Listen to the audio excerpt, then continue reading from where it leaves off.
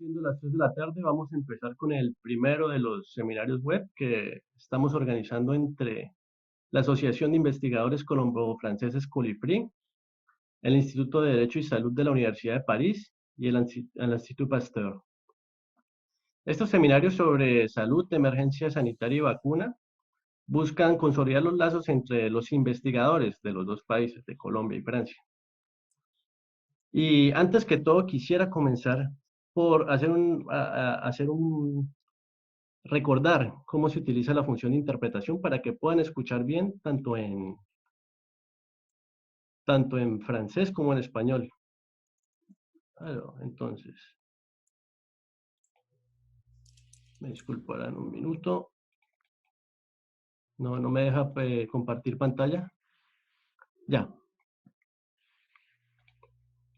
A todos a los que nos están mirando en este momento, voy a decir primero las instrucciones en francés y luego en español para que todos sepan cómo se puede realizar cómo podemos escuchar las intervenciones en el idioma de nuestra lengua materna o en el que más nos convenga. Alors, rapidement en français, soyez les bienvenus au premier des séminaires. Entonces, rápidamente, en francés, bienvenidos a esta serie de webinarios sobre salud, emergencia sanitaria y vacuna, organizada por la Asociación de Investigadores Colombo-Franceses Colifri, el Instituto de Derecho y Salud de la Universidad de París y el Instituto Pasteur. Les invito primero a hacer clic en el botón Interpretación, que está abajo,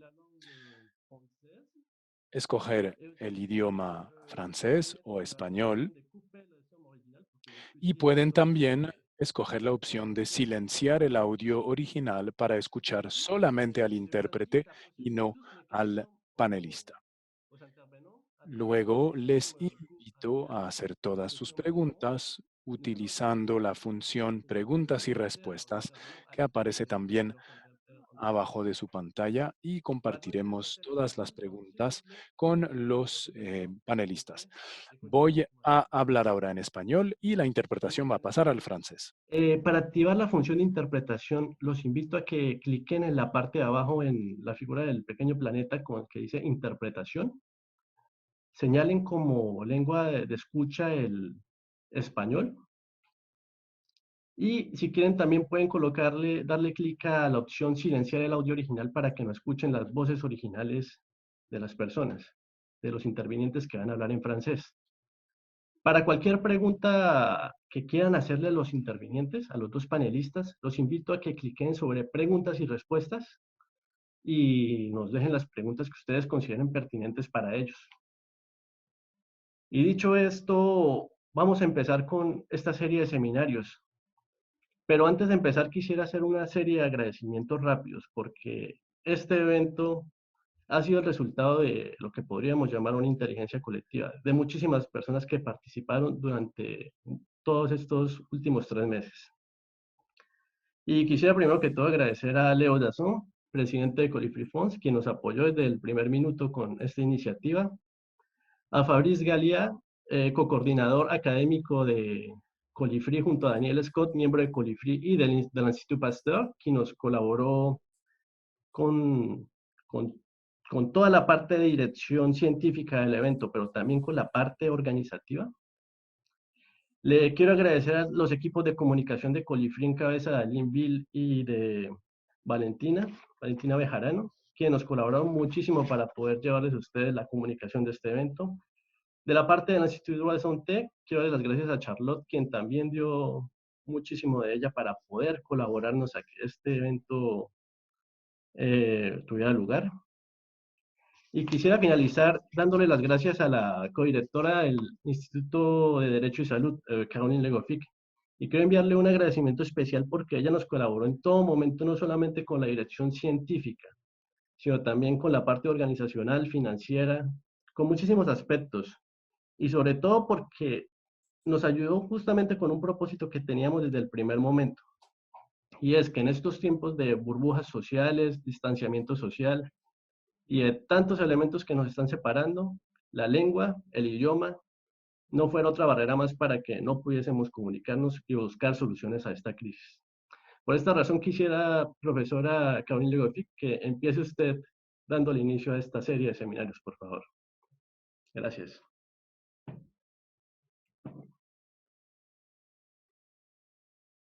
Merci beaucoup. Bonjour à tous. Alors, je Muchas me gracias. à vos remerciements. Buenos días a todas y todos. Me uno a sus agradecimientos a todo el equipo de Colifree, tanto en Francia como en Colombia. Muchas gracias al equipo de comunicación. Gracias también a nuestros panelistas, conferencistas, quienes van a abrir hoy este ciclo de webinarios y estoy muy impaciente de escucharlos y estoy segura que los debates serán muy interesantes. Tengo el placer de representar el Instituto Derecho y Salud de la Universidad de París, que apoya este evento. En pocas palabras, el Instituto Derecho y Salud, o IDS, es un instituto de investigación que estaba adscrito a la universidad antiguamente llamada Paris Descartes, hoy Universidad de París, después de su fusión con otras entidades, y el Instituto de Derecho y Salud tiene la particularidad de ser, pues primero, un centro de investigación universitaria pluridisciplinario, transdisciplinario, porque somos juristas de derecho privado y también de derecho público, pero también asociamos en nuestras reflexiones profesionales de la salud, médicos, farmacéuticos, enfermeros, economistas también. De hecho, me alegra mucho participar en este evento que también busca la multidisciplinariedad. Siempre es un factor de riqueza y diversidad. También les puedo decir que el Instituto Derecho y Salud tiene el honor de tener una certificación del INSERM, el Instituto Nacional de Investigaciones Médicas de Francia, y esto nos honra especialmente porque somos, creo, el primero y único hasta el momento equipo de científicos del derecho quienes reciban esta certificación de parte del INSERM. Entonces, esto es un factor muy alentador para nuestra actividad y me honra mucho. Bueno, ya he dicho demasiado sobre el IDS, así que te devuelvo la palabra, Efraín, y les agradezco a todas y todos nuevamente, especialmente por esta iniciativa.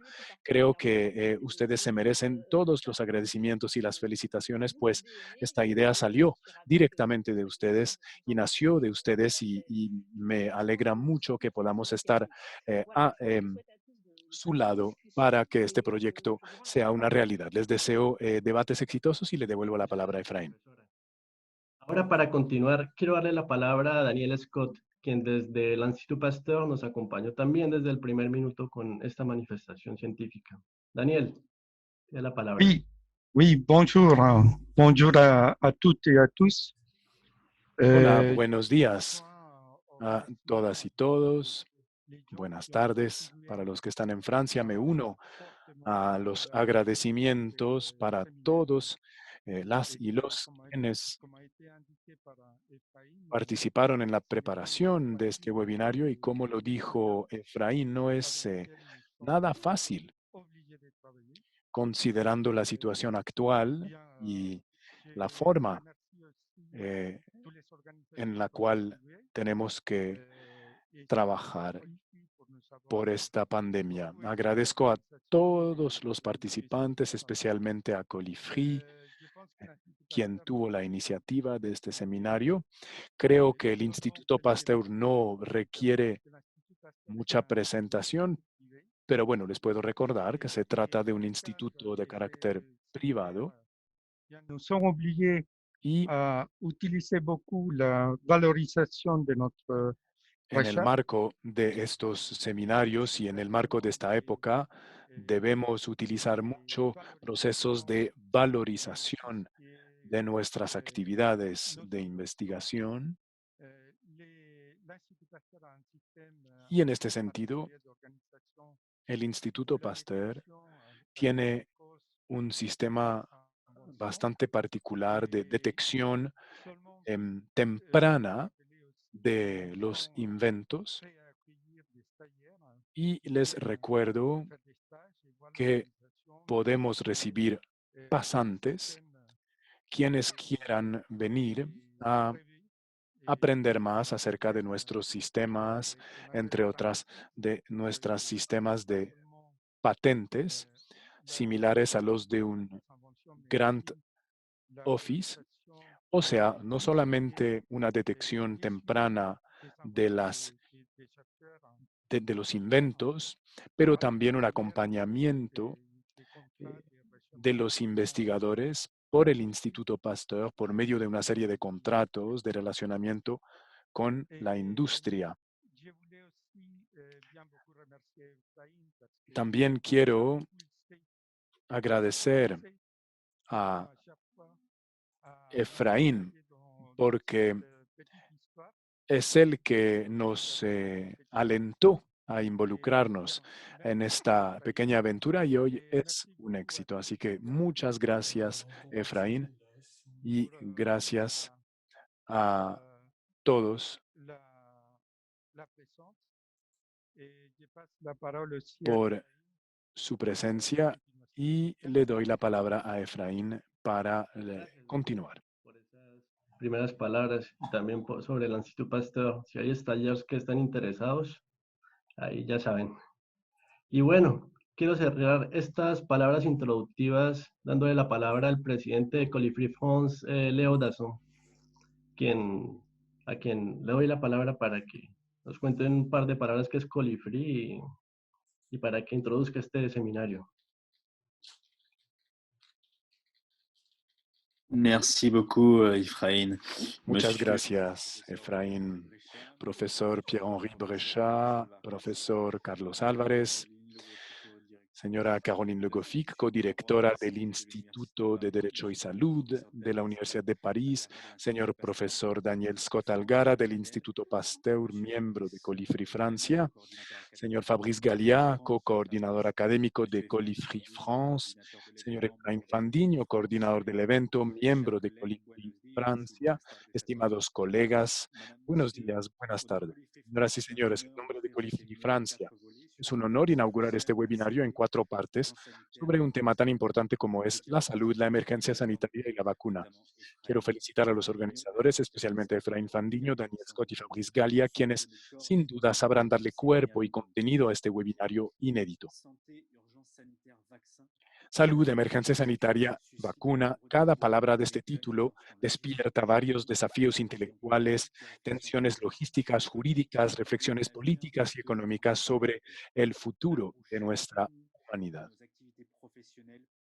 En un momento en el que cada una de nuestras actividades profesionales, personales, públicas o privadas están sufriendo de una advertencia contra la COVID, esta serie de 4 webinarios no podría ser más actual para reflexionar acerca de los retos del desafío global, que es luchar contra esta pandemia y preparar nuestras sociedades a salir de esta crisis mundial. En un espíritu ciudadano y como investigadores en los últimos meses, hemos tenido que utilizar los medios de comunicación virtuales, transformando el vínculo social del placer de encontrarse, intercambiar y conversar con nuestros colegas. Tratamos a nuestra manera de frenar esta crisis sanitaria, siendo responsables y también demostrando reconocimiento y solidaridad con el cuerpo médico, que está bajo mucha presión. Como investigadores y en este enfoque ciudadano y humanista, no podemos quedarnos ahí.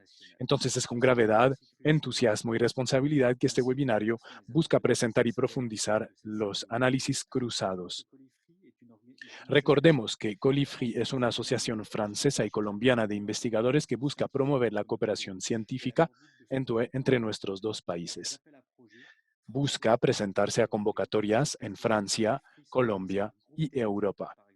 En esta perspectiva, Colifree organiza una serie de grupos temáticos, como por ejemplo uno sobre energías renovables, la construcción de sociedades de paz, un grupo de reflexión acerca del plurilingüismo, la diversidad cultural, las nuevas responsabilidades sociales y empresariales, la transferencia de nuevas tecnologías y las nuevas tecnologías en materia de salud. Colifree alienta entonces el trabajo pluridisciplinario e interinstitucional. Pensamos que el diálogo entre los campos disciplinarios es una fuente de vitalidad para responder a las distintas convocatorias de cooperación internacional. Colifri y su red buscan superar las fronteras tradicionales que pueden frenar la producción científica. El confinamiento mundial nos obliga a repensar nuestras formas de trabajar. En este contexto histórico, los expertos científicos están de nuevo en el primer plano en las decisiones políticas, por lo cual hemos organizado una serie de foros sobre temas como la limitación de los derechos fundamentales en tiempos de confinamiento, reinventar la industria del turismo del mañana y pensar el mundo post-pandemia. El desafío es enorme, pero nos enorgullece mucho desde Colifri a nuestra escala de contribuir a esta reflexión sobre uno de los mayores desafíos de nuestro tiempo.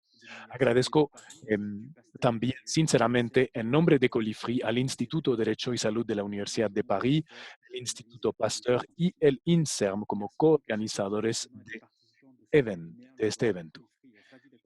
Agradezco entonces a cada uno de los invitados y Colifri está feliz de acompañar estos esfuerzos. Feliz foro para todas. Gracias, Leo, por esas palabras y por señalar algunos de los desafíos que vamos a tener durante los próximos meses, o podríamos decir años. Y para comenzar, antes de entrar en materia, quisiera señalar cuáles fueron los objetivos que nos propusimos cuando decidimos organizar estos seminarios. Para ello, quisiera indicar que con esta serie de seminarios sobre varios temas que encontramos pertinentes por ser varios de los desafíos que hacen parte de la actual sociedad del conocimiento, como son el acceso y la innovación, pues queremos sobre todo a través de todas las intervenciones por parte de expertos colombianos y franceses y de todas sus reflexiones, consolidar lazos entre las comunidades científicas, las comunidades de académicos, de investigadores franco-colombianos alrededor de temas relacionados con la salud, que es básicamente uno de los temas más importantes, por no decir el más importante en este momento. A partir de la finalización de estos seminarios, queremos que estas reflexiones no se queden simplemente en un par de palabras. Queremos que esto vaya más allá de las palabras.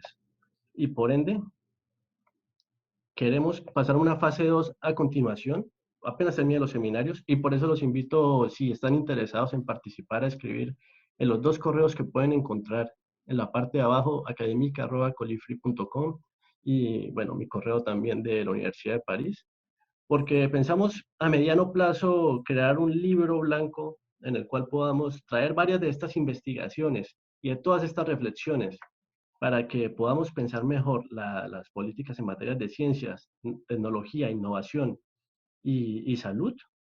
Y queremos también formalizar colaboraciones internacionales para responder a convocatorias internacionales que pueden realizar tanto gobiernos, instituciones públicas y privadas. Y además, si logramos tener una buena red a partir de esto, también podríamos pensar o pensamos realizar cursos y capacitaciones para todos los investigadores que están en Colombia y Francia. A partir de ahí, creamos un programa con 4 temas principales. Un primer tema, que es un tema introductorio, que son las políticas de salud en Francia y Colombia, para saber qué están haciendo los gobiernos o qué no están haciendo también para afrontar esta crisis que nos convoca en el día de hoy. En la siguiente sesión de la próxima semana queremos hablar sobre un tema que puede parecer técnico en el papel, que es el derecho de la competencia y la licencia obligatoria, que es básicamente, en el fondo lo que encontramos aquí es el precio de los medicamentos o de todos los instrumentos médicos que son necesarios para tratamientos o incluso para la vacuna. Y cómo el hecho de que sean un número limitado de laboratorios en este momento, los que tienen acceso a esa investigación científica, puede crear un abuso de posición dominante y queremos ser un poco, queremos ver la hipótesis de si la licencia obligatoria, que es un instrumento del derecho de patentes, puede ser una de las respuestas para poder evitar ese abuso de posición dominante. Después de esto, queremos hablar sobre las vacunas y sobre el acceso. ¿Y a qué nos referimos sobre el acceso a las vacunas? ¿Cómo se debe distribuir la vacuna a cuando se tenga? Porque al parecer hay ya varios indicios de que se va a tener. ¿A quién debería dársele prelación para aplicarle esa vacuna? ¿De qué forma se tiene que hacer? ¿Cómo puede hacer el Estado para poder cumplir con su obligación de respetar, o más que respetar, de garantizar el derecho de la vida de las personas? Y queremos finalizar luego de estas reflexiones con una reflexión prospectiva. Tenemos claro de que la pregunta que nos debemos hacer no es si habrá una nueva pandemia, sino cuándo va a ser esa nueva pandemia, porque hay en este momento, ya tenemos sabemos de que va a haber una próxima pandemia en algún momento. Entonces, ¿cómo podemos prepararnos para que en esa próxima pandemia podamos estar mucho mejor preparados que en esta pandemia, que nos acosa, que esta pandemia del COVID-19?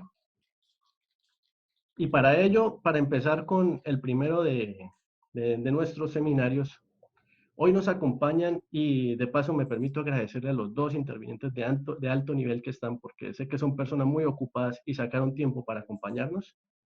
Desde Francia nos acompaña el doctor Pierre-Henri Bréchat, quien es médico especialista en salud pública y medicina social, y también es médico especialista perteneciente a la Assistance Publique Hôpitaux de Paris, que para quienes no son franceses es uno de los establecimientos públicos de salud más importantes de Francia. Él es doctor en Ciencias de la Vida y Salud y además tiene una sólida formación en Derecho, puesto que es doctor en Derecho Privado. Y del lado colombiano nos acompaña uno de los más importantes investigadores en materia de epidemiología e infectología, cuyos conocimientos y cuya carrera laboral llevó a la Organización Mundial de la Salud a nombrarlo como Coordinador Nacional de Estudios del COVID-19 en Colombia, además de que es uno de los asesores más importantes del gobierno colombiano para afrontar esta crisis. Él es médico infectólogo de la Universidad Nacional de Colombia, es magíster en epidemiología clínica y es al mismo tiempo doctor en ciencias biológicas de la Universidad de Nantes, por lo que, según tengo entendido, ha colaborado activamente con Colifrí desde su fundación. Y para iniciar con las intervenciones, quiero empezar dándole la palabra al doctor Bréchat para que nos cuente la versión francesa de las políticas de salud que están aplicándose o cuáles no se aplican. Doctor Bréchat, tiene usted la palabra. Bonjour. Buenos días. ¿Qué tal me escuchan? Les doy las gracias por esta amable invitación. Les agradezco igualmente invitarme a tratar este tema tan interesante. En cuanto a las primeras intervenciones, he mandado un PowerPoint que vamos a proyectar. Ya estamos casi listos. Bien, muchas gracias. Entonces, para cambiar de página de diapositiva, no, lo hago yo, usted me va diciendo y yo voy cambiando entonces la diapositiva. Bueno, luego de su excelente presentación, quisiera saber si el ritmo al que estoy hablando les parece bueno para fines de interpretación. Sí, bueno, para mí, de lo que les voy a hablar es precisamente del sistema de seguros médicos, el tema de la salud. Soy médico hospitalario especializado en salud pública y en derecho. He publicado también en el tema de economía de la salud. Entonces, mi presentación reúne 4 disciplinas. Antes, quiero decirles que mi presentación solo se basa en referencias científicas que voy a ir mencionando. No voy a emitir opiniones al respecto. Siguiente diapositiva, por favor. Me pareció interesante, teniendo en cuenta el título que me dieron, encontrar una definición común de lo que es salud. Sabemos que Colombia y Francia son estados que forman parte de las Naciones Unidas. Por eso escogí una definición que es la siguiente. Aquí vemos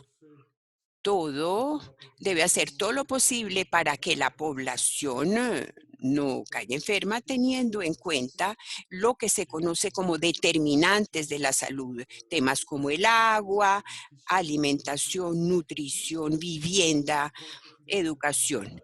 Y cuando la población se enferma, se requiere un sistema de salud y de seguros médicos y de capacidades para tomar en cuenta, para manejar y prestar atención médica a estas personas. La otra parte importante es el tema de democracia, puesto que las poblaciones van a poder co-construir el sistema de salud y de seguros médicos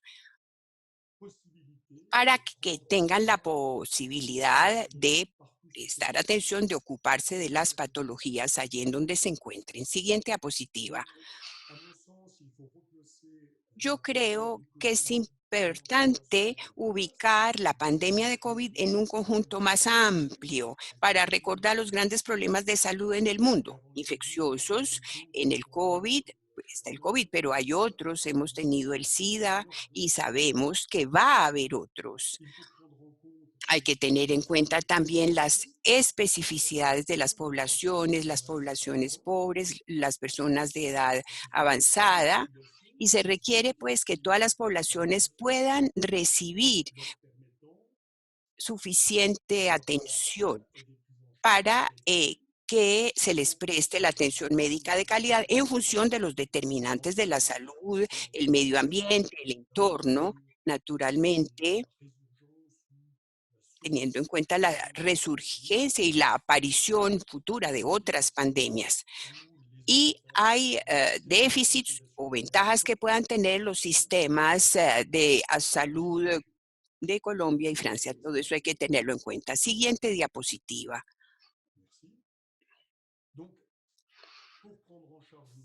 Para prestar la atención médica para una pandemia, hay que tener en cuenta que los sistemas de salud tienen que tener una capacidad. Se requiere lo que podríamos llamar eficacia social, es decir, el hecho de que puedan prestar la atención médica a todo el mundo.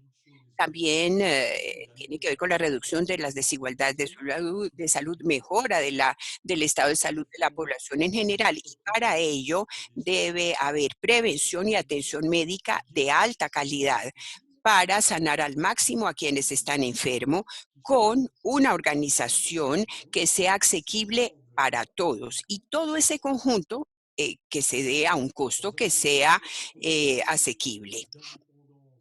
Claro, está el tema de independencia de los mercados en un mundo que se globaliza, está el tema de la solidaridad, tanto a nivel de los estados y también entre estados. Y hay ambientales que van cobrando más y más importancia, sobre todo si tenemos en cuenta los temas pandémicos actuales y futuros. Siguiente diapositiva. Uno de los temas más importantes que podríamos tener que enfrentar después de la transición demográfica, después de la transición epidemiológica también, es la organización y la financiación de los sistemas de salud y de seguros médicos, que hoy día es la tercera gran transición mundial. Este es el gran interrogante, el gran tema que ocupa la salud. Siguiente diapositiva.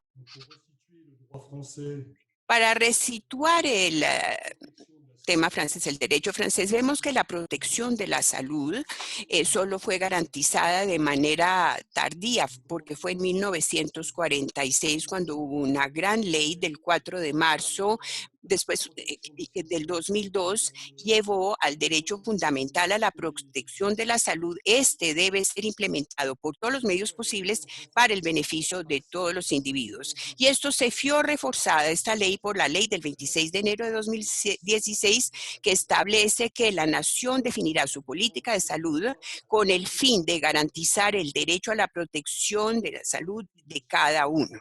Y la política de salud es del resorte de la responsabilidad del Estado. ¿Qué podemos decir respecto de esta diapositiva? Podemos decir que el tema de salud y de la participación del Estado en los temas de salud recientemente Mírense ustedes de 1946 a 2016 lo que ha crecido. Siguiente diapositiva.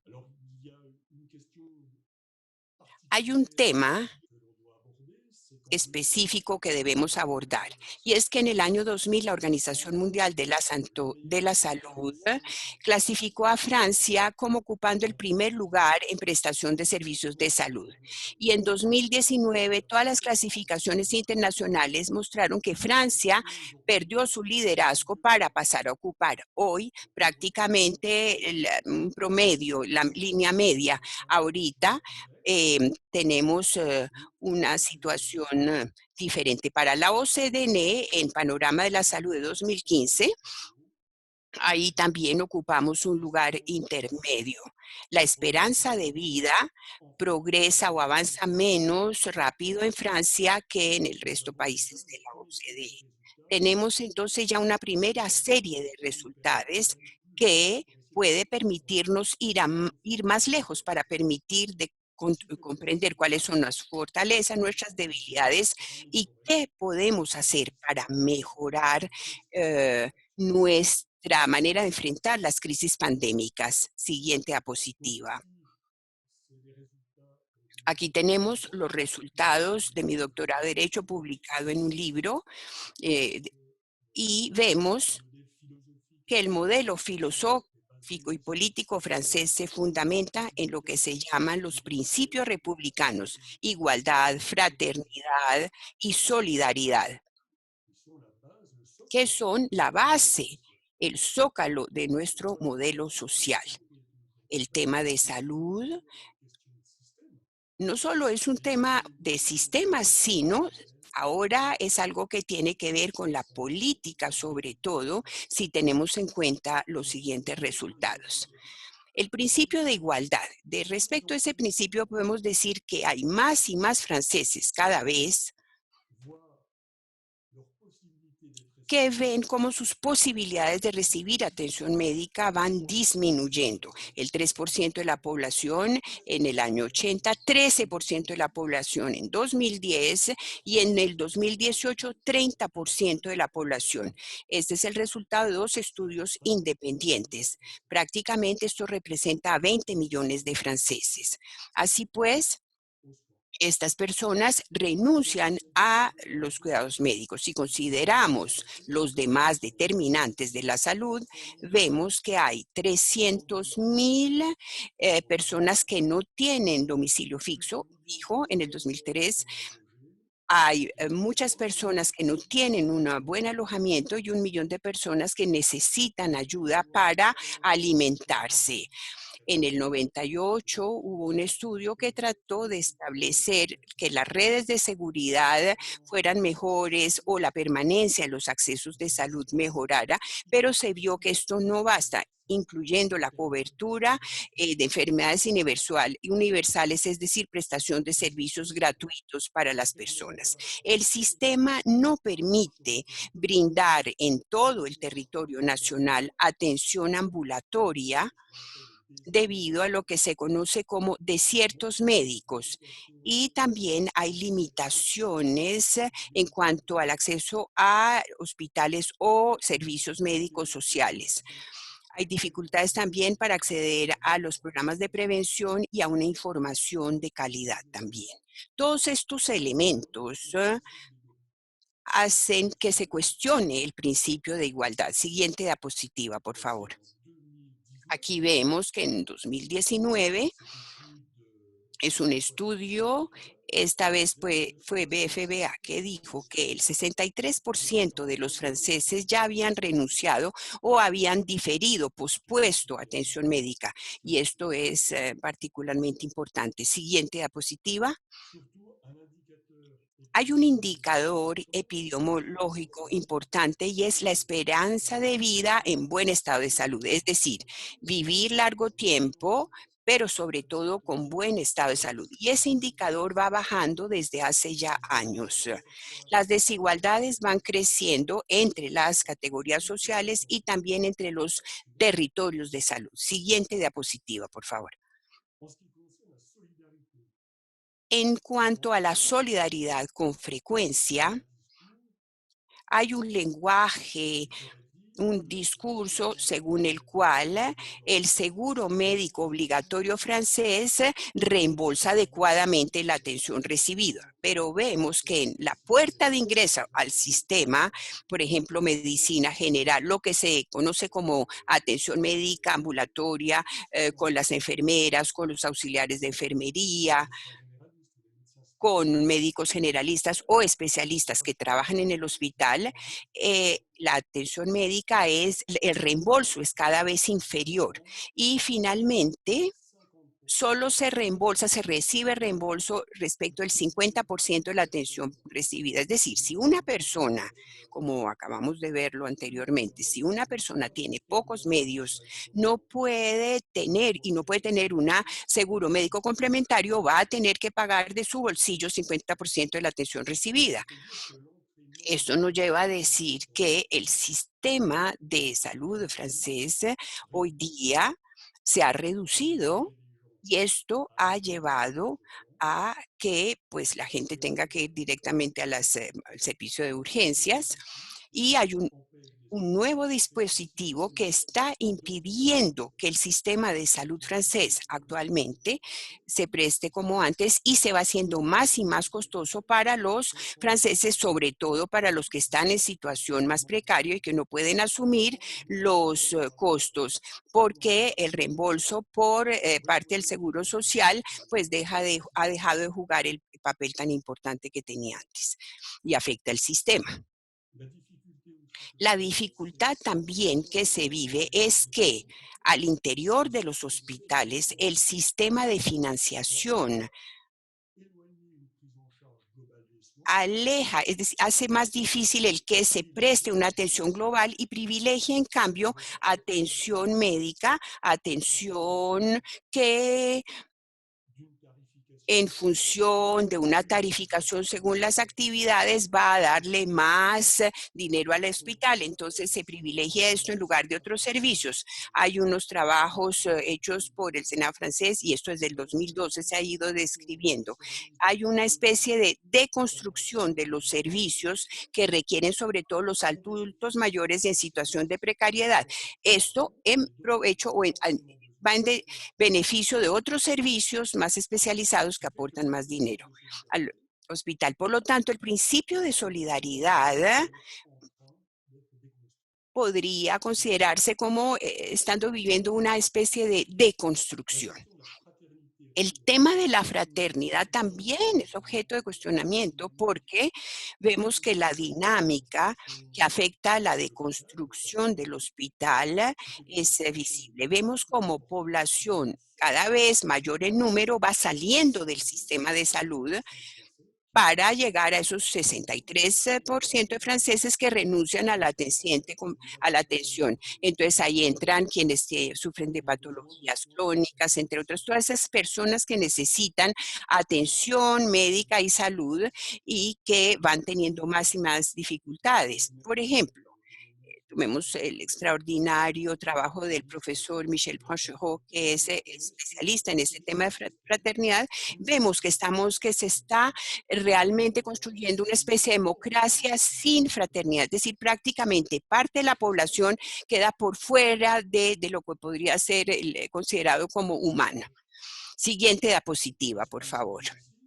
También cabe preguntarse qué sucede al interior mismo de las categorías profesionales que elaboran, que trabajan en el sistema de salud y de seguros médicos franceses. Ahí hubo un estudio muy importante que fue hecho antes de que llegara la primera ola de COVID en Francia. Y se vio que todos los indicadores aparecían en rojo en cuanto a los profesionales de salud. Por ejemplo, había huelga ilimitada de los residentes, 1 de cada 2 médicos estaba agotado por exceso de trabajo. Esto 3 veces más importante numéricamente que en las demás profesiones. La mitad de los médicos trabajando en hospitales, igualmente el 30% de los puestos en hospitales estaban vacantes, lo que es un indicador muy importante, puesto que es un estatus de la función pública supremamente ventajoso, generalmente. Y fíjense, a pesar de esas ventajas, los médicos ya no quieren trabajar en los hospitales. Los desiertos médicos van progresando. Hay un número más y más importante de pacientes que difieren sus cuidados y va bajando la esperanza de vida. Esto para decirles que incluso dentro del gremio profesional, la situación se ha vuelto más compleja. Siguiente diapositiva. Al mismo tiempo, hay que tomar con alguna perspectiva todo el tema que nos ocupa. Hay retos globales importantes que están presentes, por ejemplo, y van causando mayor mortalidad. Tenemos el caso de la contaminación del aire, 3 veces más decesos que el SIDA, que el paludismo reunido. Entonces muestra lo importante de las cifras. También hay una población que hay que seguir de muy cerca, que muestra la calidad del sistema. En Francia hay que decir que hay estudios que han empezado a mostrar que ahí en donde ha habido clústeres importantes y una mortalidad importante por COVID, son territorios mucho más pobres comparativamente con otros territorios. Hablo de el departamento 93 en Isla de Francia, la zona de Mulhouse en la región del noreste, Roubaix, Tourcoing al norte de Francia. Siguiente diapositiva. Sencillamente, quería mostrarles que el vínculo entre pandemias y medio ambiente es un tema interesante que debe ser tenido en cuenta. Y en la Universidad de París I se publicó este estudio que tiene que ver con el tema de medio ambiente y salud. Siguiente diapositiva. Finalmente, vemos que entre la fase del COVID, la primera ola y segunda ola en Francia, se dio un intento por parte del gobierno por la denominada Segur de la Salud de prestar una mejor atención, tomar más en cuenta a los profesionales de la salud. Y hoy se ha visto que hay que reconocer que algunos salarios de algunas categorías de salud han sido revalorizadas, pero el conjunto de la problemática que describí anteriormente, infortunadamente no ha sido debidamente tomado en cuenta y se requiere afrontarlo y resolverlo. Siguiente diapositiva. Nuestra problemática es que un sistema tiene su propia dinámica. Este sistema tiene su propia dinámica, pero ha ido reforzando más bien soluciones que ayer fueron buenas, pero que hoy día realmente se han convertido en nuestros problemas. Entonces, ¿cómo lograr realmente transformar o mejorar las debilidades del sistema de salud y de seguros médicos, trayendo al mismo tiempo o haciendo que las soluciones de ayer se transformen en soluciones a los problemas de hoy? Siguiente diapositiva. Hay que recalcar que hay una urgencia importante y es que además de los profesionales de la salud, los representantes de asociaciones, los usuarios, también va pasando de una confianza en su sistema que era muy visible en los años 2000, han ido pasando a cierta desconfianza que se puede explicar porque hay una recorrelación, de hecho, entre lo que está sucediendo con la llegada de la vacuna de la COVID-19, que será el tema de las siguientes diapositivas. En el año 2017, para las elecciones presidenciales, hicieron investigaciones para saber finalmente cómo percibían los ciudadanos franceses y los representantes de asociaciones de usuarios, cómo percibían lo que les acabo de decir.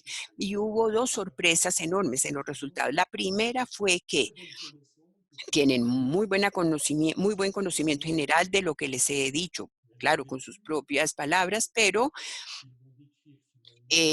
la gente logra describir que lo que no funciona en el sistema predomina sobre lo que no funciona. Y el segundo elemento importante es que no se ha hecho nada para resolver lo que no está funcionando. El problema para ellos es que se está volviendo demasiado importante y por lo tanto se ha generado una desconfianza alrededor de los que pilotean el sistema de salud, pero también hacia los políticos porque se dice que no hacen lo suficiente. Por eso, hoy se puede establecer una correlación entre el estado del sistema, la confianza o desconfianza de los profesionales y de la población, se puede correlacionar con con la posibilidad de vacunar a una población. Y eso permite tal vez comprender mejor los resultados del estudio de Doxa, publicado el 12 de noviembre del año en curso, según el cual hay muchos franceses que no tienen que no se van a hacer vacunar, que no quieren hacerse vacunar. Más o menos el 60% se oponen a que la vacuna sea obligatoria. Siguiente diapositiva. Incluso podríamos ir más lejos y decir que después de 2 trabajos científicos, los 2 que acabo de mencionar, hubo otro que en el 2017 se preguntó a Doxa durante la última elección presidencial y se hizo la pregunta a los franceses sobre cuáles eran las prioridades eh, para lo que sería lo prioritario para el presidente de la República y su gobierno. Y hubo 2 resultados muy importantes de este sondeo. Por primera vez en nuestra historia, la salud salió. Antes era el trabajo, era el desempleo, la educación nacional y por primera vez el tema de la salud ocupó el 3er lugar después del desempleo, de tal forma que se ve que se ha transformado en una preocupación de la población en general. Bueno, hubo el tema de los atentados, esto fue el segundo lugar, pero la salud como ocupó el 3er lugar. Preservación de los seguros médicos y salud como prioridad absoluta para una gran mayoría de franceses. En el año 2017, más de un francés de cada 2 colocaba la salud como núcleo de lo que iba a ser su escogencia al momento de las elecciones, para que se comprometiera el gobierno a ocuparse del tema de salud. Cuando vemos lo que sucedió en la presidencial, en las recientes elecciones en Estados Unidos y la atención prestada al COVID, bueno, esto desempeñó un papel importante en la votación y vamos a ver en el 2022 qué va a pasar entonces, teniendo en cuenta el hecho de que de lo que está haciendo el sistema francés frente a la forma como se ha abordado el tema de la pandemia. Bueno, hay que ver el trabajo que se hará antes de las próximas elecciones. Siguiente diapositiva. Se habla de emergencia sanitaria, se habla de la pandemia, se habla de vacuna, todo finalmente gira alrededor del tema de calidad de los servicios médicos y la atención en salud que necesita la población en todo el territorio nacional con una financiación que pueda realmente bastar con alianzas cada vez más importantes. Siguiente diapositiva. Para darles una idea, en Francia se habla mucho de esta priorización supremamente importante del manejo de la atención a los pacientes de COVID-19, tal vez en detrimento de otra población que sufre de otras enfermedades.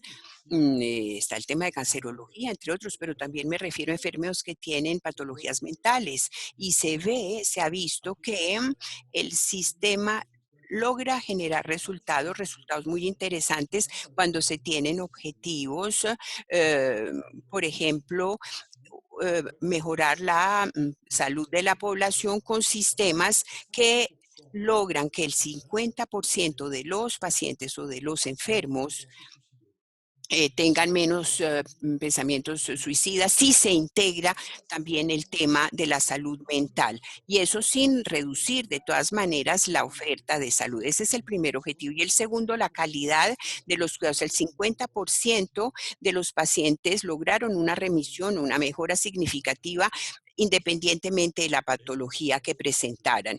Los gastos de salud en cuanto a calidad en,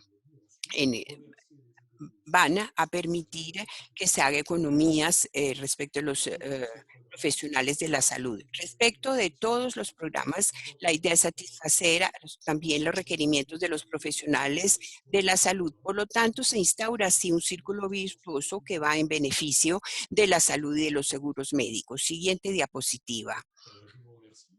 Muchas gracias a todos. Muchas gracias. Muchas gracias, doctor Tesha, por su Merci. en la que nos dejó ver una radiografía del sistema de salud francés y que de alguna manera también nos permite ver que muchos de los problemas que estamos viendo en este momento, que conciernen a los profesionales de la salud, a las desigualdades territoriales en la eficacia, en la prestación del servicio de salud, son problemas que venían de antes y que aquel mito que al menos teníamos en Colombia, que el sistema de Francia era el mejor, pues aunque comparado con otros sistemas puede estar bien, ya no es tanto como lo era hace 20 años. Muchas gracias por su intervención. Ahora, desde el punto de vista de Colombia, quiero darle la palabra al doctor Carlos Álvarez Moreno para que nos cuente sobre las políticas de salud frente al COVID en Colombia. Doctor, tiene usted la palabra. Muy buenas tardes en Francia y muy buenos días en Colombia. Es un placer poder compartir en este webinar con el profesor Pierre-Henri Brechan, bueno, y pues con todos los organizadores, con Fabrice, con Efraín, Daniel y los demás personas que hicieron posible esta reunión. Voy a concentrarme directamente ya en la presentación. En mi presentación, no sé si la están viendo, voy a hablar en español. Trataré de hablar despacio porque yo hablo a dos velocidades, rápido y más rápido. Espero hacerlo esta vez más despacio y que pueda ser claro para el traductor. Estas son mis afiliaciones.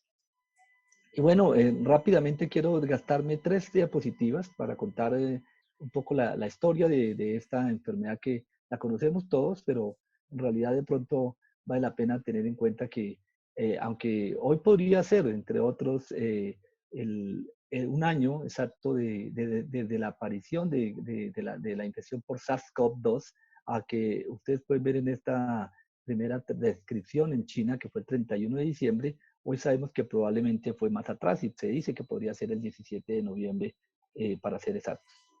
Esto pues probablemente no teníamos referenciado muchos de nosotros la ciudad de Wuhan, donde está ubicada y el tamaño.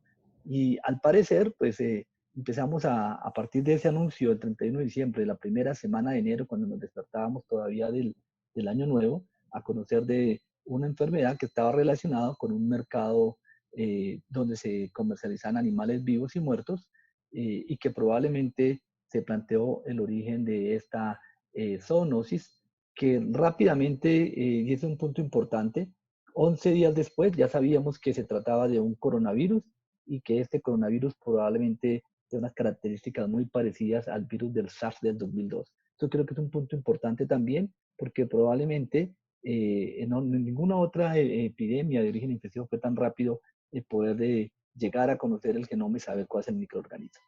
Y también conocimos rápidamente cómo era la forma como se transmitía, con qué velocidad era la reproducción básica. Se volvió muy popular el famoso R0 y el RT en los medios de comunicación. Todo el mundo empezó a hablar de este número que hoy conocemos que estaba más o menos entre ese valor que ustedes ven en esta diapositiva. Y también empezó a plantearse rápidamente cuál es la tasa de letalidad. Entre otras, para tenerlo en cuenta, no es usual saber la tasa de letalidad en este momento, porque nosotros conocemos en la realidad las personas que fallecen, las personas que son casos severos, probablemente algunos casos de moderados, pero hasta ahora estamos entendiendo muy bien cuál es el número de personas asintomáticas que han tenido infección por SARS-CoV-2 y poder realmente saber cuál es la magnitud desde el punto de vista de letalidad. Lo que sí sabemos desde el comienzo es que esta enfermedad rápidamente está relacionada su compromiso con la edad, es decir, entre más años se tenga, mayor riesgo de aumentar la mortalidad.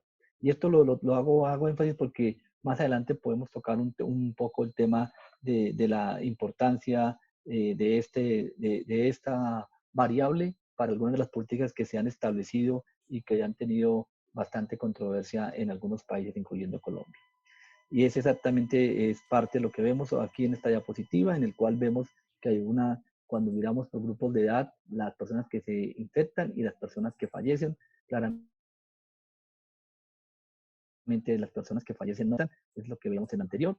Y también se mostró mucho esta diapositiva que empezó a hacer la experiencia de los primeros 80,000 casos de China, en el cual realmente sirvió para mostrar las políticas que se estaban estableciendo de aquí en adelante, y es tener en cuenta que desde el comienzo se planteó esta relación que la manera de aprendizaje podemos decir 80-15-5, en el cual podríamos decir que 80% de las personas presentan síntomas leves de los que lo hacen y moderados, que no requieren hospitalización y se recuperan solos.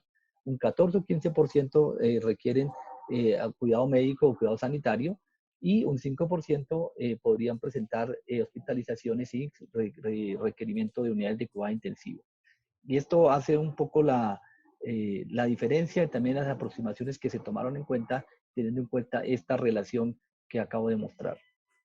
También podríamos decir que el siglo XXI podría ser recordado por el siglo de los coronavirus, porque definitivamente cada década estamos viendo un coronavirus diferente. En 2002-2003 vimos el SARS-CoV, en 2012-2013 el MERS, haciendo énfasis que no ha desaparecido, todavía continúa este virus, pero el impacto fue en esos 2 años. Y pues ahora tenemos el SARS-CoV-2, que también sabemos cómo se transmite, es un virus respiratorio, y aquí unas estrategias importantes, no entro en detalle, pero sí claramente gran parte de las políticas que se han establecido en los diferentes países, incluyendo Colombia, se basa en la manera como se considera que se distribuye este virus, básicamente teniendo en cuenta la posibilidad de la transmisión que podría ocurrir a partir de una transmisión directa, una transmisión indirecta por través de las manos, y uno que también ha generado bastante controversia y en políticas, la transmisión por aerosoles. Con este conocimiento, rápidamente se fueron tomando diferentes medidas de los gobiernos y políticas para la supresión, la mitigación y ahora poder decir también en la prevención de la SARS-CoV-2 causante de la COVID-19. Para los que no son expertos, recuerden que SARS-CoV-2 es el virus y la enfermedad causada por este virus es el COVID-19. Ahora bien, recordemos que estas medidas fueron múltiples. Probablemente esta página de World War Data de la Oxford University hace un resumen en medida que pasa el tiempo, cómo fueron las medidas que se fueron tomando, y lo modifican este índice que llaman de Stringency Index, que es qué tantas medidas de restricción colocaban los países, donde 100 es el mayor número, y va colocando los colores y vemos cómo fue en el tiempo, la anterior en enero, ahora en febrero, luego en marzo, vemos cómo se fueron diseminando las medidas de restricciones, abril, mayo, junio, julio, agosto, septiembre, octubre y ahora noviembre 16. Básicamente lo que quiero mostrar con esta secuencia rápida es que estas medidas de restricción que se fueron tomando, unas medidas en los países para, como decía, la supresión y la mitigación, pues han ido variando entre los países dependiendo de las circunstancias o la situación. En Colombia, ¿cómo se vio reflejado esto? Pues básicamente una vez se empieza a considerar la posible llegada o importación del virus a Colombia, a comienzos de marzo, se empiezan a tomar medidas mucho más restrictivas, teniendo en cuenta en 6 de marzo el primer caso diagnosticado, importado, y se empiezan a sacar una serie de recomendaciones y de políticas teniendo en cuenta esta situación. Empieza con declarar la emergencia sanitaria. Recordemos que Colombia tiene un sistema de salud en el cual se ha logrado una cobertura importante, se ha logrado una cobertura en los últimos 20 años que ha llegado a estar entre el 97 al 98% de la población colombiana, en el cual puede estar un régimen contributivo, un régimen subsidiado. Y lo otro que sí ha cambiado, que es un punto clave, es el número de personas migrantes de Venezuela y de otros países, pero especialmente Venezuela, que ha cambiado un poco la dinámica de esta cobertura. Tenemos problemas en calidad de la atención, especialmente entre áreas urbanas y rurales, pero la cobertura estaba más o menos lograda, independientemente de esto que acabo de decir de la migración, porque desafortunadamente Colombia es un país que emigraba, pero no que recibía migrantes, y eso ha hecho que nuestro sistema no estaba preparado para, desde el punto de vista legal, desde el punto de vista político, mucho más, pero desde el punto de vista de infraestructura para recibir un número importante de personas que no tienen afiliación o que no tienen afiliación. Hago este énfasis porque esto ha sido uno de los puntos claves también dentro de la misma emergencia sanitaria que se ha presentado. Y fueron surgiendo una cantidad de decretos y de normas dentro de basados en ese marco de emergencia sanitaria, no solo en el tema de salud, sino en el tema de los diferentes aspectos de la vida cotidiana, de economía. Pues, podría nombrar el Ministerio de Transporte, Ministerios de Economía, Ministerios de Comercio. Cada uno fue sacando decretos basados en esta emergencia inicialmente sanitaria, y luego se plantea una emergencia económica que han ido cambiando y se han ido adaptando y ajustando algunos a la misma realidad de la pandemia. Saber si esto ha funcionado o no ha funcionado, qué tan bien ha sido o no, pues básicamente voy a tratar de mostrar otras 5 o 10 diapositivas sobre este impacto que ha tenido. En realidad, pues esto es lo que, independiente de las medidas que han tomado los diferentes países, pues básicamente mal contados tenemos 55 millones de casos con más de 1.300.000 fallecidos reportados, más todo lo que probablemente no sabemos qué pasa y que no se han diagnosticado en el mundo. Y específicamente en Colombia, estas medidas que se hicieron se centraron en gran parte inicialmente en el aislamiento obligatorio, que se ha ido cambiando, pero fíjense ustedes que este aislamiento obligatorio no fue la única medida que se ha tomado, como en ninguna parte de los países, sino obviamente es la que más nos impacta y la que más recordamos, pero pues se han venido tomando diferentes estrategias que al final, vean ustedes, por ejemplo, en la región, cómo esas estrategias son parecidas. Realmente se plantea que un país tiene mayor confinamiento que otro, que un país ha sido más largo que otro. Sin embargo, cuando ustedes ven este mapa de movilidad, que es una manera indirecta de saber cuál ha sido el impacto de esas medidas, pues ven ustedes que al final en la parte inferior, ven casi que muchas de las medidas que han tomado son muy parecidas en el impacto que se tiene. Y esto justamente es una diapositiva bien interesante que sale publicada en el BMJ, en el cual muestra cómo estas políticas que inicialmente del comienzo de distanciamiento social, yo diría más distanciamiento físico, porque realmente a veces se plantea más social que físico, pero en realidad debería ser físico. Y hago énfasis en que dependiendo de estas medidas de distanciamiento físico, esta publicación muestra cuál puede ser el impacto que se tenga de una u otra de dichas medidas sobre la población y sobre la misma epidemia. Al final en Colombia este viene a ser la fotografía de lo que ha pasado.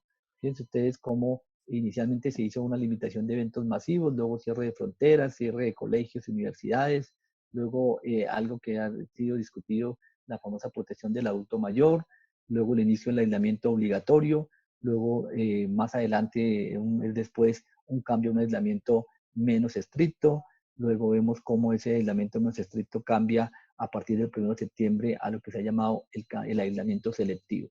Y con estas medidas, pues básicamente ustedes ven los números de casos que se han presentado, en el cual no vemos una caída dramática como ocurrió en Europa, sino más bien vemos un pico menor del tamaño que se esperaba, y luego a medida que ha pasado el tiempo empieza a haber como un descenso lento y luego una meseta sostenida en el tiempo.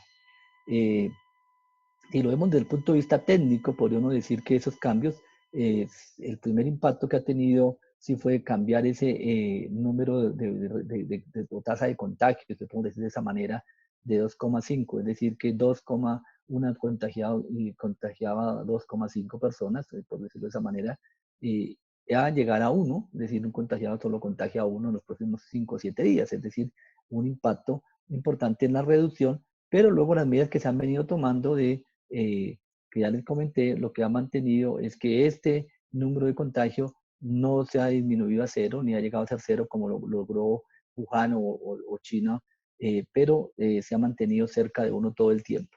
Y eso al final es bueno o malo, pues solamente se podrá mirar en el tiempo. Lo que sí vemos que en datos reales, eso ha llevado a tener un número importante de personas fallecidas, 34.000 muertos a fecha de ayer, con un número importante de casos, siendo un país que, como ocurre con Francia, entre los que están en los primeros en el ranking de los primeros 15, y le podemos hablar de esos famosos rankings que les gustan los periódicos y a todo el mundo evaluar y mirar y comparar.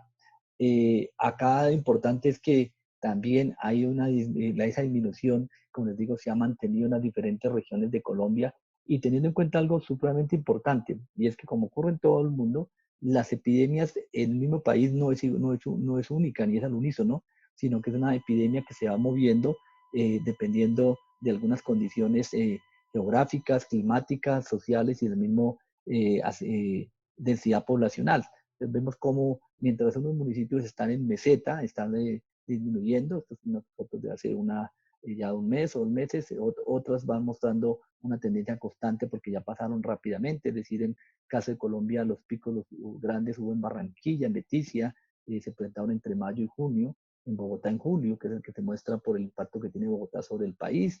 Vemos otros municipios que tienen una afectación moderada, otros municipios que están en aumento, Cúcuta, por ejemplo, el eje cafetero en este momento. Y les decía que uno de los puntos claves para la discusión que generó una controversia en Colombia, y creo que en Francia igual, fue las medidas que se tomaron sobre las personas mayores de 70 años. Básicamente, desde el punto de vista epidemiológico y sanitario, hay una razón importante, como ustedes ven ahí, el número de personas que fallecen, ya lo había mostrado y los confirmados, en Colombia pasa exactamente lo mismo, pero en el punto de la libertad de movilidad de las personas mayores de 70 años hubo una sensación de discriminación, y probablemente la hubo, y eso es algo que se llevará a otros escenarios jurídicos la decisión de si esta conducta desde el punto de vista sanitario era la correcta o no, o debe hacerse de otra manera diferente. Al final la estrategia fue cambiarla, dado que hubo como lo muestro en la diapositiva, una segunda instancia jurídica que falló cambios de estrategias para no vulnerar a un grupo poblacional. Puntos importantes. Colombia efectivamente pues es un país muy desigual, y desde el punto de vista sanitario francamente lo es, y eso ha hecho que uno de los primeros retos que se tuvo fue tratar de evitar colapso en el sistema sanitario. Recordemos que Colombia, a mi modo de ver, es un sistema de salud, como les decía, que tiene una amplia cobertura, problemas de calidad, pero desde el punto de vista de eficiencia es un sistema eficiente. ¿Por qué digo que es eficiente? Porque es un sistema que normalmente con una cuota que se paga, que está en este momento aproximadamente cerca de los 180, 200 euros, tiene una cobertura casi completa para el sistema, para el afiliado, independiente si está en un régimen contributivo o un régimen subsidiado. Sin embargo, como les decía, la diferencia está en la calidad de atención entre lo que ocurre en las grandes ciudades y lo que ocurre en las zonas rurales. Y en este escenario, para la COVID-19 desnudó un problema serio, y es la ausencia de camas de cuidado intensivo, por ejemplo, en diferentes regiones del país. Es decir, no era la misma distribución de camas de cuidado intensivo en el país, y eso obligó desde el comienzo a una de las estrategias principales, fue cómo lograr tener mayor camas de cuidado intensivo en el sistema colombiano. Y creo que si hay algo que hay que resaltar de las estrategias que se han logrado, ha sido esta. Colombia pasó de 5.400 camas de cuidado intensivo al comienzo de la pandemia en abril a 11.265 camas en 6 meses después, llegando unidades de cuidado intensivo a regiones donde nunca había existido, como los mismos Amazonía o algunos territorios de la Orinoquía, y permite en Colombia en este momento tener un número de camas de cuidado intensivo muy por encima del promedio de la OCDE. Y eso parece sencillo, pero realmente es un tema bien importante, porque parte de que no haya colapsado el sistema sanitario cuando empezaron las curvas epidémicas, pues básicamente se da este crecimiento importante. Esto es básicamente para mostrar que a pesar de eso, pues siguen habiendo problemas de ocupación en algunas regiones, pero el crecimiento de camas y la posibilidad se amplió rápidamente. Este es el caso de Bogotá, que me gusta mostrarlo porque es bien interesante, como por ejemplo Bogotá en abril tenía 930 camas, de las cuales aumentó el crecimiento a 2.200 camas. Y ahora uno mira en esta diapositiva la ocupación de esas camas de cuidado intensivo es 47%. Es decir, alguien diría, bueno, estamos todavía muy, muy lejos de, hay un colapso, y afortunadamente así lo es. Sin embargo, lo importante es que si no se hubiera aumentado ese número de camas en este tiempo tan corto, pues realmente ese 47% significaría que Bogotá estuviera colapsado si hubiera seguido con el número de camas que tenía en abril. Solo para poner de ejemplo la importancia de esta estrategia. La otra estrategia que se hizo importante fue el número de pruebas y tener acceso al número de pruebas para todo el mundo. Es decir, lograr que tuvieran acceso con una dificultad en que Colombia también tiene un rezago importante en métodos diagnósticos y de biología molecular alrededor del país. Y parte del régimen, o mejor, el sistema de salud público y el privado, y esa alianza que muestra cómo cuando se puede hacer de una manera organizada, igual ocurrió con las camas de cuidado intensivo, entre esa alianza entre los dos componentes del sistema, pues funcionó, y básicamente 500 pruebas al día en abril pasó a 50.000 pruebas en julio. Y eso ha hecho que falta mejorar la oportunidad, pero ese número de pruebas ha sido suficiente para poder responder a una gran parte de la demanda. En la actualidad hubo problemas claro, en abril, mayo y junio, que es una limitación importante. Y eso hace que Colombia en este momento se coloca como el segundo país que más pruebas hace en América Latina, que no es una cosa menor, teniendo en cuenta que no tenía una capacidad rápida en marzo, abril, como acabo de comentar. Sin embargo, surge un problema y es esto que ustedes ven ahí, es cuál es la equidad de esas pruebas. Y vemos que la equidad desafortunadamente no es buena. Vemos que mientras algunas aseguradoras tienen un número importante de pruebas por su número ajustado a su número de afiliados, hay otras aseguradoras que no lo hacen de forma correcta u oportuna. Vemos aquí una diferencia importante, que eso hace que al final una tecnología que está disponible no sea equitativa para la población colombiana. Y al final, un tema clave para mi modo de ver en las políticas del manejo de la pandemia es esta diapositiva. Me gusta esta diapositiva porque realmente es un indicador directo de lo que se ha hecho. Básicamente, gran parte de las políticas que se han establecido en el mundo es para salvar vidas, es decir, disminuir las personas que fallecen por COVID. Y desafortunadamente, pues ningún país se libra adecuadamente. Lo que vemos acá es una diferencia entre países y cuál es el impacto que ha tenido. Y en este escenario, solamente ven ustedes en los números que evidencian cómo ha sido América Latina, el cual pues realmente es una de las regiones más afectadas por la pandemia, y Europa en segundo lugar. El exceso de mortalidad que se presenta en Colombia, pues también es parte de lo que veíamos en la diapositiva anterior, es decir, realmente hay un exceso de mortalidad por COVID-19 en Colombia. Y desde el punto de vista de acceso ya hablé del acceso al diagnóstico, pero desde el punto de vista de acceso a medicamentos, realmente se ha tenido el acceso a lo que ha habido disponible. Ha habido una estrategia que fue bien interesante de un trabajo en común entre el mismo gobierno y las diferentes sociedades científicas para trabajar en una sola guía actualizada que permitiera poder tener acceso a lo que hubiera disponibilidad. Desafortunadamente, pues sabemos que lo que hay es poco, y eso hace que realmente no hay diferencias en lo que ha ocurrido en otras partes del mundo con respecto a medicamentos.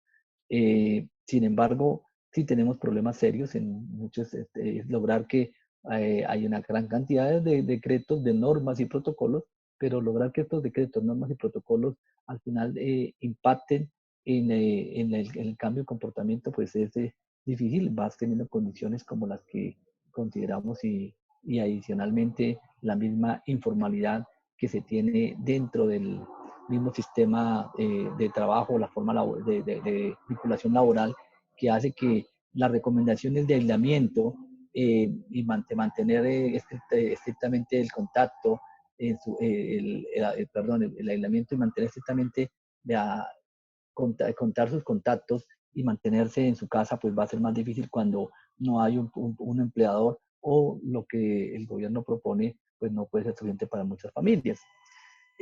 Otro problema importante que hemos tenido es algo que también, el segundo punto que desnuda la pandemia, es la dificultad y la dependencia que se tienen en ciertas tecnologías. Esto hizo que toda la región de América Latina, como publica este artículo en JAMA, muestra cómo para América Latina al comienzo fue un problema muy difícil poder tener acceso a tecnologías o reactivos para hacer diagnóstico oportuno, o en la compra de ventiladores probablemente va a haber unas diferencias importantes en lo que hubo en la región y en los que cuando alguien le levantó la mano a un país, probablemente si se demoró pudo haber sido quedarse sin los suficientes recursos a pesar de tener el interés de comprarlos, y eso hace que esa dependencia de tecnologías en la región, especialmente en Colombia, pues tuvo un impacto importante en la misma oportunidad de la respuesta. Colombia no se salva de la infodemia, un problema importante en el cual ha hecho que gran parte también de recomendaciones de terapias y de medicamentos también empiecen a popularizarse con un impacto que todavía no conocemos. En el caso, por ejemplo, que coloco hoy de algunos medicamentos como ivermectina o citromicina que pudieran haber de tener impacto más adelante en la misma resistencia antimicrobiana como una secuela adicional de toda esta pandemia. 3 minutos para mirar en qué terminamos. Básicamente, ¿qué nos espera? Nos espera un trabajo fuertemente en la estrategia que se plantea ahora, que se llama PRAS, que es Prueba, Rastreo y Aislamiento Selectivo Sostenible, que no es otra cosa que tratar de imitar un poco lo que se hace en países como Corea, en el cual es detectar tempranamente a las personas con síntomas e incluso asintomáticos y hacer un rápido rastreo de aquellos contactos para luego hacer un aislamiento ya no generalizado, sino sostenible y selectivo para los individuos.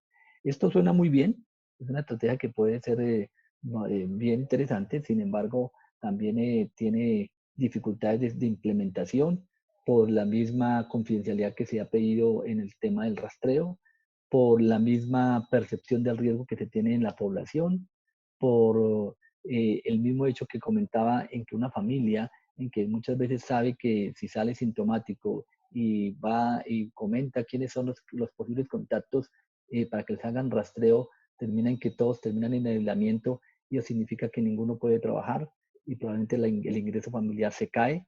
Eso hace que empiece a haber dificultades en la confianza en estas estrategias, y eso podría llevar a una dificultad en el mismo control en un futuro de la pandemia.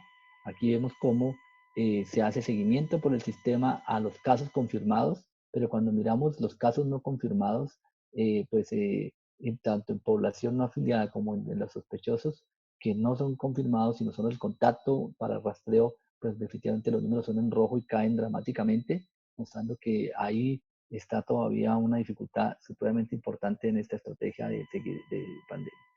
Y lo otro es que justamente la misma cambio en la curva, que es algo que generalmente se pregunta qué va a pasar si Colombia llega a una segunda ola, o si se va a mantener o se va a caer, o si en Navidad va a ser mejor o peor, pues básicamente es una pregunta compleja de responder, porque efectivamente el éxito de estas medidas pues dependen de unos lineamientos o políticas nacionales, sumado a unas acciones colectivas locales que se toman en los municipios y que toman las comunidades, y definitivamente el autocuidado que hace cada individuo, valga la redundancia, para que al final puedan ver escenarios como los que ustedes ven acá. Son escenarios matemáticos modelados para Bogotá, en el cual ven un escenario 1 en el cual podría haber un cumplimiento de las recomendaciones en un 70%. Y ven ustedes cómo es la cobertura en camas de cuidado intensivo y hospitalización. ¿Qué pasa cuando solamente se logra una adherencia o observancia a las medidas en un 60%? Lo ven en el escenario de la derecha, que estoy mostrando acá. Y luego vemos un escenario E3, en el cual se logra una adherencia en un 80%, en el cual vemos que no se presenta un pico, sino se presenta un número de casos sostenidos en el tiempo, que afortunadamente pareciera ser el escenario que estamos viendo en Bogotá hasta ahora. 2 minutos para hablar de vacunas, porque sé que va a ser un webinar dedicado a vacunas. Sencillamente se conoce también rápidamente algunas características de las vacunas que podrían ser efectivas. Vemos esta página de seguimiento de trazabilidad, que tenemos 12 vacunas en fase 3, 38 en fase 1, 17 en fase 2, algunos con buenos resultados. Aquí están las 12 vacunas de las diferentes estrategias que se han planteado y que en este momento se están estudiando, con los anuncios de la semana pasada y esta de 13 estrategias de 2 vacunas de ARN, la vacuna de Pfizer, la vacuna de Moderna y la vacuna de adenovirus de Rusia, el Sputnik 5, en el cual pues, se considera que podríamos tener algunas vacunas con una eficacia muy buena.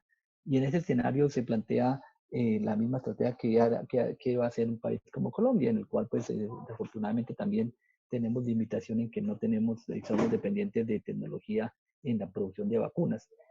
Básicamente Colombia entra a la estrategia COVAX, en el cual le puede asegurar un 20% de la vacunación para su población y probablemente hasta este momento con una estrategia dirigida a las personas con mayor vulnerabilidad de complicarse y con mayor riesgo de infectarse, es decir, personal de la salud y personas mayores de 60 años o con comorbilidades como una estrategia. Sin embargo, sabemos que puede haber riesgos de reinfecciones, aunque esto no es un problema aparentemente de salud pública por ahora y que probablemente no afecte la vacuna. Sin embargo, no sabemos en el cambio del tiempo cómo funciona, porque tampoco sabemos si las vacunas logran una inmunidad a largo plazo. Por ahora sabemos que logran una inmunidad a corto plazo, no entro más en detalle. También sabemos que incluso en Colombia hay cambios en las mutaciones de lo que está ocurriendo. Esta es la epidemia genómica del virus en Colombia. Y también saber en qué momento llega la vacuna. Si cuando llega la vacuna tendremos una situación que nos permita realmente utilizarlo o no, porque aquí viene una palabra, un punto importante. Esta fue la estudio seroprevalencia español después de la primera ola. Sin embargo, en Colombia empiezan a aparecer publicaciones como esta que ustedes ven acá, en el cual muestran que ya hay una seroprevalencia para una ciudad intermedia de la costa atlántica en 55%. Es decir, la mitad de la población ya está muy cerca de llegar a lo que dice el título de la publicación, a la inmunidad de rebaño. Eso podría uno mostrar si hay una necesidad en un año, es decir, si la vacuna no llega temprano, ¿será que necesitamos vacuna en 1 o 2 años? Y es un punto importante para tener en cuenta dependiendo de estas situaciones de seroprevalencia que estamos viendo. Bueno, con esto termino mi presentación. Muchas gracias, doctor Carlos Álvarez, por esa no solamente cronología, sino esa explicación de cómo ha avanzado el virus en Colombia y cómo se está enfrentando el virus en Colombia a pesar de las dificultades ya existentes por todos los problemas que ya acarrea el sistema de salud desde hace varias décadas. En este momento, bueno, el tiempo creo que apenas nos da lugar para una o máximo 2 preguntas. Y mientras recibo otras preguntas, quisiera empezar por preguntarle a los dos, ¿cómo están articulando Francia y Colombia sus políticas públicas para que estén en el mismo tenor, que estén en el mismo estado de espíritu, por decirlo de alguna manera, que las de la Unión Europea? Porque si algo hemos visto es que este virus es global y el virus entró por las fronteras. Y si los países vecinos no están tomando las mismas medidas que está tomando uno, vamos a tener como una suerte de asimetría y por más que nosotros tomemos medidas, el virus va a seguir entrando. Entonces, ¿cómo se está articulando y coordinando Colombia a nivel regional y Francia a nivel de Unión Europea? ¿Quién quiere empezar? Bueno, yo podría empezar. Yo creo que Colombia en realidad ha estado muy cercana a las mismas políticas que se han planteado desde la Organización Mundial de la Salud, es decir, y a su vez desde la Organización Panamericana, que es la Agencia Regional para las Américas. Básicamente va muy de la mano en que las recomendaciones que se están haciendo desde este organismo internacional, Colombia ha estado cerca en ayudando a construirlas, pero también ha estado en el seguimiento. Eso tratando de establecer las mismas políticas que puedan ser regionales y globales. Obviamente aquí vienen unas diferencias importantes y quisiera, solo para poner en contexto, hace poco la que pasó, Efraín, con el uso de las pruebas de PCR en los aviones, si debería utilizarse para todo el mundo o no, y empieza que un país lo pide, otro país no lo pide, y entonces empieza el fenómeno de la reciprocidad, si no me pide, entonces yo también ya lo pido, y mirar en qué contexto vale la pena pedir. Basado solo en este contexto, Colombia tomó la decisión de no pedir pruebas de PCR, es una recomendación que hace OMS en este momento porque se considera que puede ser más un tema de estigmatización que una ventaja para controlar la epidemia. Yo lo considero igual, yo creo que es exactamente en este momento, con una situación en Colombia, con esa positividad tan alto del 20-25%, casi una endemia en todo el país, o por lo menos mejor más que endemia, una circulación en todo el país, considerar que esta medida para puede ser tener un impacto en salud pública, pues pareciera que no.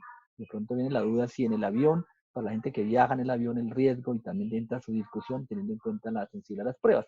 Pero lo pongo de ejemplo no para hablar de la parte técnica de la prueba, sino que eso hace que, por ejemplo, otros países no lo toman de esa manera. Entonces, ¿será que debemos unificar criterios o definitivamente, como usted lo plantea, si no se hacen medidas al unísono, lo que hacemos es probablemente complicar más la vida? En el caso de las fronteras en Colombia es una discusión que se está presentando ahora. ¿Será que vale la pena o hace más daño cerrar la frontera entre Colombia y Ecuador cuando los dos países y los dos municipios de al lado tienen la misma prevalencia para COVID-19 o para SARS-CoV-2, pero mejor? Y el hecho de que no se cierre la frontera lo que permite unas fronteras porosas con poca capacidad del Estado para controlarlas es que hagan más cosas o situaciones de ilegalidad e inequidad. Ese es un tema que a mi modo de ver tiene que repensarse no solo desde el punto de vista de la epidemiología de la infección per se, sino también desde el punto de vista de salud pública para esas regiones. Doctor Brecha.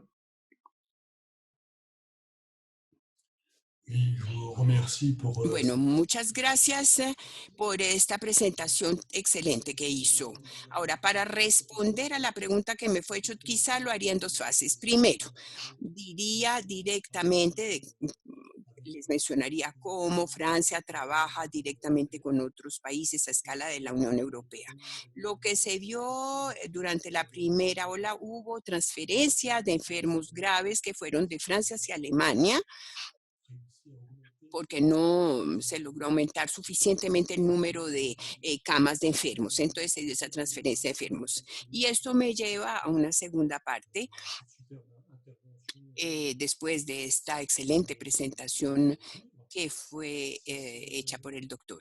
Sí, diría yo que las asociaciones o las alianzas, se establecieron las alianzas sobre temas por fuera del seguro médico, por temas, y usted mostró incluso mapas que mostraron variaciones entre las diferentes regiones al interior de Colombia. Entonces, a mí me pareció eso muy interesante lo que usted presentó de mapas. Y quisiera saber si eso también lo hacen para otros determinantes de salud, otros criterios de salud diferentes del tema de COVID. Me gustaría mucho saber eso. Esa es una pregunta que quiero dirigirle. Y otra pregunta. Ustedes decidieron aumentar el número de camas. Fue una construcción de nuevas camas. ¿Cómo procedieron? ¿Aumentaron camas en unos servicios o utilizaron camas de otras dependencias? Es decir, que hubieran podido utilizar otros enfermos de otros. Ustedes, entonces, mi pregunta es, ¿construyeron otros hospitales o incluso estructuras como hicieron en otros países, o por ejemplo, o las camas de reanimación que van, digamos, en detrimento del uso para otros enfermos que puedan llegar a esos servicios? Una última pregunta porque ya se nos acabó el tiempo. Y en el chat nos están preguntando cómo Francia y Colombia pueden alinear sus políticas de salud. Si la persona hizo la pregunta, puede ser un poquito más explícita frente a alinear frente a qué. O bueno, para complementar, yo lo que estoy viendo es que hay una problemática conjunta entre Colombia y Francia, y es que son países centralistas, donde las decisiones se toman desde la capital y muchas veces para regiones que tienen una realidad muy diferente a los países. Y eso produció choques entre el poder central, de la presidencia, del gabinete del primer ministro y los alcaldes y gobernadores de las regiones. Entonces, ¿cómo se puede coordinar e intentar articular una política de salud que tenga en cuenta ese aspecto diferenciador?